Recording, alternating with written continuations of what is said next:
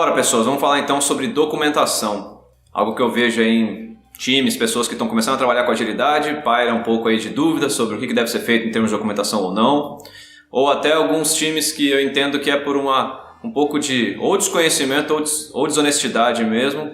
Falam, não, meu time não faz documentação porque meu time é ágil, né? E vamos começar então já desmistificando isso, né? Uma total falácia você dizer que porque seu time é ágil, seu time não faz nenhuma documentação. Então, de onde que dessas pessoas podem estar tirando isso, né? Tirando esse conceito?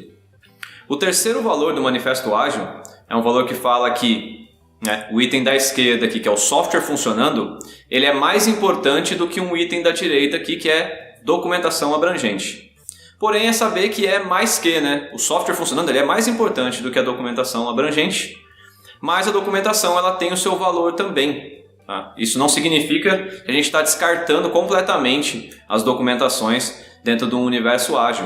E isso, né, os signatários do manifesto eles estavam utilizando esse conceito justamente para falar de que é realmente o software que vai entregar o valor no final das contas. É justamente com o software funcionando que você vai ter o retorno sobre o seu investimento. É com o software funcionando que você tem a melhor e a maior visibilidade, né? Não é por meio de documentação que você vai ter visibilidade de como as coisas estão, mas sim com o software realmente na mão do usuário sendo utilizado, ali sendo manuseado, que você tem essa maior visibilidade. Ou seja, a gente dá mais ênfase ao software funcionando realmente do que a um monte de documentação e coisas que a gente estava tendo ali justamente naquela época ali da década de 90 ali onde os métodos ágeis eles surgiram e se desenvolveram mais. Então, nessa temática de documentação, eu gostaria de fazer uma diferenciação entre dois tipos de documentação aqui. Um primeiro tipo de documentação são documentações que eu vou chamar documentações que são mais de cunho de negócio. Então, por exemplo, para você criar um software num ambiente muito regulado, assim, muito cheio de compliance, você tem que desenvolver certos tipos de documentação. Essas documentações elas são até entregáveis, assim como o incremento de software, né? Assim como um pedaço de software ele é um entregável, essas documentações também são entregáveis.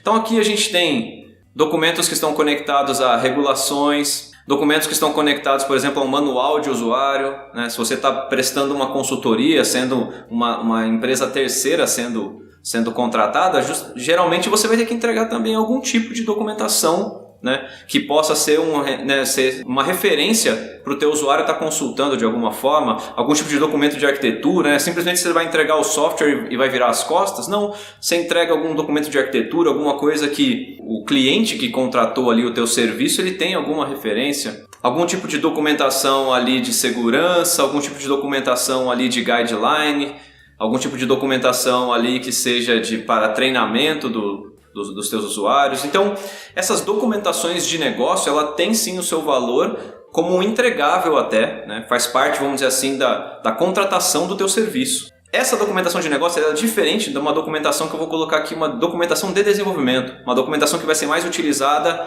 pelo time interno, pelo time de desenvolvimento. Então, a documentação que o time de desenvolvimento vai se utilizar são casos de uso, são test cases, são diagramas UML, são regras de negócio documentadas ali, são mockups de UI.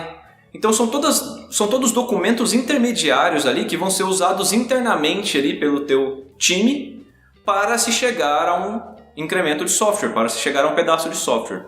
Essa documentação aqui é justamente a documentação que o Manifesto Ágil está dizendo que a gente deve minimizar, enxugar, tendo como base o Lean, né, um pensamento enxuto. É uma documentação que a gente vai tentar diminuir a quantidade e somente utilizar aquilo que é necessário, porque ela se torna um desperdício. O teu time ele vai ter que usar das suas horas, o teu time vai ter que usar da sua capacidade para construir essa documentação. Eu já trabalhei num time lá atrás, no qual eu tinha que fazer diversos diagramas UML para poder chegar no código-fonte.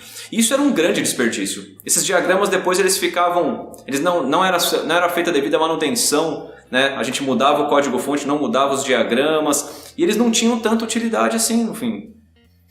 Hoje em dia, eu utilizo algum diagrama UML ainda quando eu quero expressar uma regra de negócio mais complexa, quando eu quero passar de certa maneira o conhecimento, né, deixar um conhecimento para ser expresso ali de uma pessoa para outra dentro do time de desenvolvimento. Então, esses diagramas eles têm valor, né, essa documentação ela tem um valor, mas de forma mais reduzida, de forma bem pensada. Isso não deve ser feito como a gente tinha lá nos idos da década de 90, 80 ali, que eram infindáveis a quantidade de documentos, né, de diagramas que a gente construía até que a gente chegasse ali numa fase de codificação. Beleza? Então deu para entender a diferença? Uma coisa são documentos que são entregáveis, muitos deles aqui a gente até tem que fazer por lei, né? Por estarem em ambientes regulados. Muitos deles aqui são documentos que a gente vai entregar como entregável realmente, né? Um documento de arquitetura que a gente entrega para um cliente, né? Que contrata o nosso serviço, um manual de usuário, né? Isso são documentos de negócio, isso são entregáveis, a gente tem que fazer isso. Outros são os documentos que são documentos de meio ali, né? No meio do caminho, que vão servir somente de suporte para a gente desenvolver, criar o nosso software. Esses documentos a gente vai minimizar, né? Diminuir a quantidade desses documentos. Não precisam ser de maneira nenhuma extintos, mas a gente só deve fazer esse documento se a gente realmente entende que ele entrega valor e que ele nos ajuda a entregar um melhor software, um software funcionando.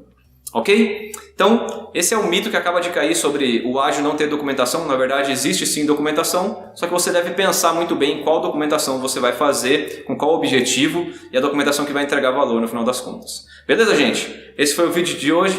Espero vocês na próxima. Até mais.